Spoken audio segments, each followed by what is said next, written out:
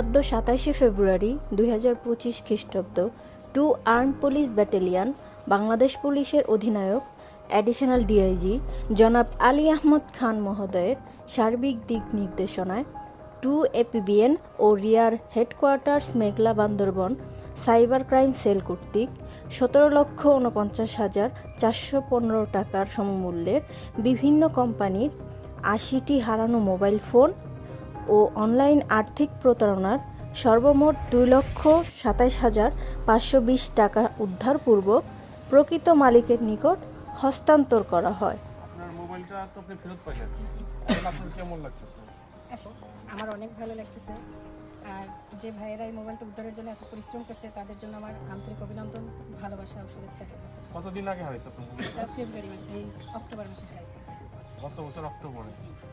তারপর কাদের সাথে যোগাযোগ করছিলেন? তারপরে থানায় জেডি করছি, তারপরে যমুনা টেলিভিশনের মাধ্যমে এদের নিউজ দেখতে পাইছি, তারপরে এখানে আমরা জিমেল আইডি দিয়ে এদের সাথে যোগাযোগ করি। Two APBN? জি আচ্ছা আচ্ছা, এখন আপনার তো ভালো লাগতেছে? জি জি, আমার অনেক ভালো লাগছে, আমি আসলে আশাই করিনি যে এটা ফিরে পাবো। আচ্ছা, ধন্যবাদ। হ্যাঁ, ঠিক আছে। মোহাম্মদ আলমগীর, জুডিশিয়াল পেশকার হিসাবে আছি চাঁদপুর চিফ জুডিশিয়াল ম্যাজিস্ট্রেট করে। এই আমার বাগিনার মাধ্যমে আমি জানতে পাই যে সাইবার ক্রাইম নামে একটা সেল আছে, ওই সেলে যোগাযোগ করলে হয়তো বা দ্রুত মোবাইলটা পাওয়া যেতে পারে। পরবর্তীতে নাম্বার কালেক্ট করে এখানে ফোন দিই, জিডির কপি প্রেরণ করি। তো আলহামদুলিল্লাহ এত দ্রুততার সহিত ১৫ তারিখ আমি পাঠাইছি, আজকে ২৫ তারিখে আমার রাত্রে ফোন পাই যে মোবাইলটা পাওয়া গেছে।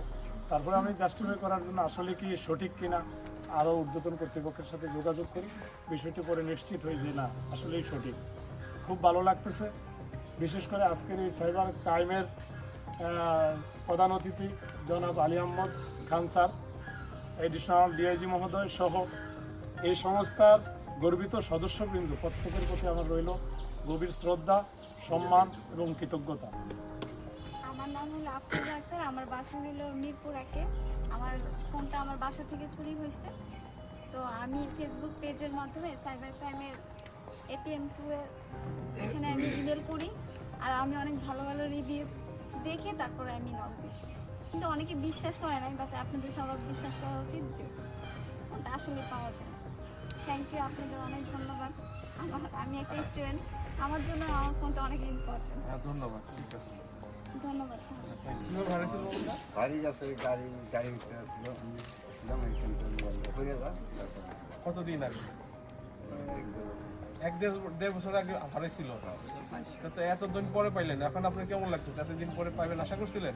না, এটা তো আশা বাদ দিয়েছি, মোবাইলের তার মানে ১.৫ বছর আগে হারাইছে, তো পাওয়ার কথা না, তাই না? ২২ সালে জিডি করছেন, ২৫ সালে পাইলেন মোবাইলটা। কোন থানায় জিডি করছিলেন? আপনাদের ভাগ্যবান। ঠিক আছে, অনেক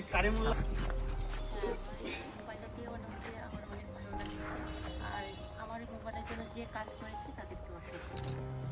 টু এপিবিএন করেছে। হ্যাঁ, কতদিন আগে হয়েছে মোবাইলটা?